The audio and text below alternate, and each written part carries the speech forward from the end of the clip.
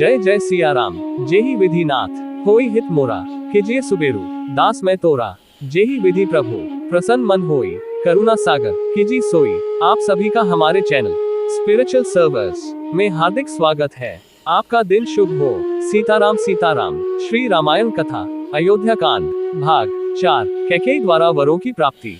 उल्लासित महाराज दशरथ ने शीघ्र राजकार्यों को संपन्न किया और राम के राजतिलक का शुभ समाचार सुनाने के लिए अपनी सबसे प्रिय रानी कैकेयी के प्रासाद में पहुंचे। कैकेयी को अपने महल में न पाकर राजा दशरथ ने उसके विषय में एक दासी से पूछा। दासी से ज्ञात हुआ कि रुष्ट होकर महारानी कैकेयी कोप भवन में गई है। महाराज चिंतित हो गए। उन्होंने कोप भवन में जाकर देखा कि उनकी प्राणप्रिया मलिन वस्त्र धारण किए, केश बिखराए, भूमि पर अस्त व्यस्त पड़ी है। उनकी इस अवस्था को देखकर आश्चर्यचकित राजा दशरथ ने कहा, प्राणेश्वरी, मुझसे ऐसा क्या अनिष्ट हुआ है कि क्रुद्ध होकर तुम कोप भवन में आए हो? यदि तुम किसी बात से दुखी हो तो मुझे बताओ, मैं तुम्हारे कष्ट का निवारण अवश्य करूंगा।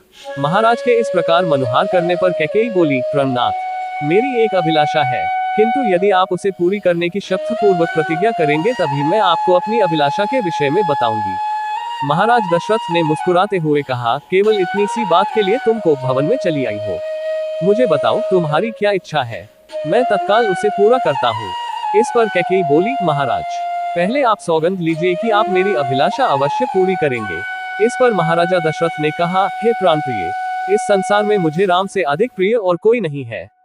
मैं राम की ही सौगंध लेकर वचन देता हूँ कि तुम्हारी जो भी मनोकामना होगी उसे मैं तत्काल पूरी करूंगा। महाराज सौगंध लेने से आश्वस्त हो जाने पर कैकेयी बोली, आपको स्मरण होगा कि देवासुर संग्राम के समय आपके मूर्छित हो जाने पर मैंने आपकी रक्षा की थी और प्रसन्न होकर आपने मुझे 2 वर देने की प्रतिज्ञा की थी। उन दोनों वरों को मैं आज मांगना चाहती हूँ। पहला वर तो मुझे ये दे कि आप राम के स्थान पर मेरे पुत्र भरत का राजतिलक करें, और दूसरा वर मैं यह मांगती हूँ कि राम को 14 वर्ष के लिए वन जाने की आज्ञा दें।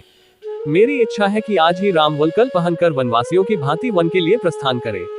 अब आप अपनी प्रतिज्ञा पूरी करें, क्योंकि आप सूर्यवंशी हैं और सूर्यवंश में अपनी प्रतिज्ञा का पालन प्राणों की बलि देकर भी किया जाता है।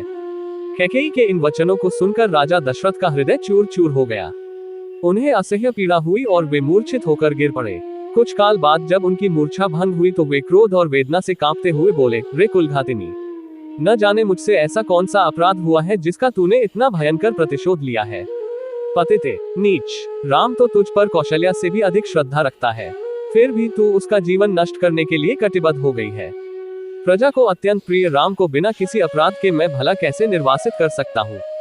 तू अच्छी तरह से जानती है कि मैं अपने प्राण त्याग सकता हूँ, किंतु राम का वियोग नहीं सह सकता। मैं तुझसे विनती करता हूँ कि राम के वनवास की बात के बदले तू कुछ और मांग ले। मैं तुझे विश्वास दिलाता हूँ कि मैं तेरी मांग अवश्य पूरी करूंगा। महाराज दशरथ के इन दीन वचनों को सुनकर कैकेयी तनिक भी द्रवित नहीं हुई। वह बोली, राजन, ऐसा कहकर आप अपने वचन से हट रहे हैं, यह आपको शोभा नहीं देता। आप सूर्यवंशी हैं, अपनी प्रतिज्ञा पूरी कीजिए। प्रतिज्ञा से हटकर स्वयं को और सूर्यवंश को कलंकित मत कीजिए। आपके द्वारा अपना वचन नहीं निभाए जाने पर मैं तत्काल आपके सम्मुख ही विष पीकर अपने प्राण त्याग दूंगी। यदि ऐसा हुआ तो आप प्रतिज्ञा भंग करने के साथ ही 7 स्त्री हत्या के भी दोषी हो जाएंगे।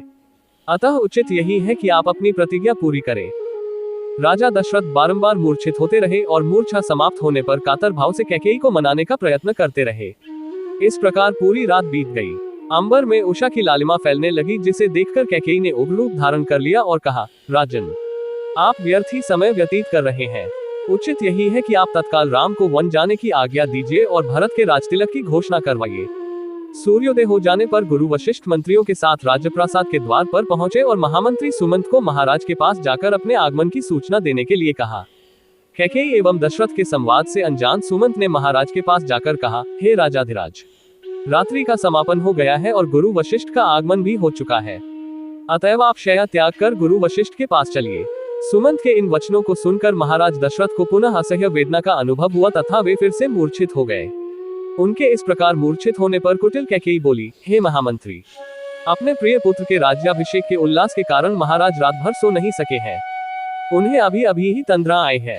महाराज निद्रा से जागते ही राम को कुछ आवश्यक निर्देश देना चाहते हैं।